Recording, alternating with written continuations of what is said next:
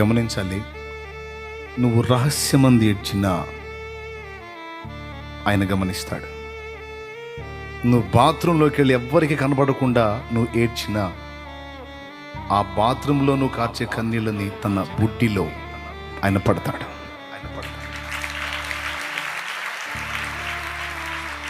చాలా సీరియస్ నీ కన్నీళ్ళు ఆయనకి. హృదయం కదిలితేనే కళ్ళలో కన్నీళ్ళు వస్తాయి. నా బిడ్డ గుండె ఎంత బాధపడిందో, నా బిడ్డ ఎంత వేదన పడుతుందో ఈ సమస్యను బట్టి నా బిడ్డ కన్నీళ్ళు వస్తున్నాయి. కొంతమంది బయట కనబడరు, కొంతమంది రాత్రి వేళ పండుకొని దుప్పట్లో ఏడ్చుకుంటూ ఉంటారు, కొంతమంది దిండులో ముఖం పెట్టేస్తారు. ఎవరికి కనబడకుండా సాష్టాంగ పడి బెడ్ మీద పడి దిండులో ముఖం పెట్టి ఆ దిండు తడిచిందాక ఏడుస్తూ ఉంటారు. గుండెలో బాధ చెప్పుకోలేరు, ఎవరికి చెప్పుకోలేరు. ఓదార్చే వాళ్ళు ఉండరు, ఆదరించే వాళ్ళు ఉండరు, ధైర్యపరిచే వాళ్ళు ఉండరు. సమస్యలు చుట్టుముట్టి ఏ విధమైన ఆదరణ లేక కుమిలి కుమిలి కుమిలి కుమిలి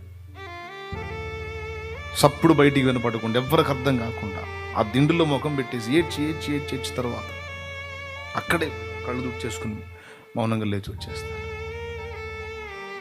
ఆ ఏడుపును కూడా ఆయన కనిపెడుతున్నాడు.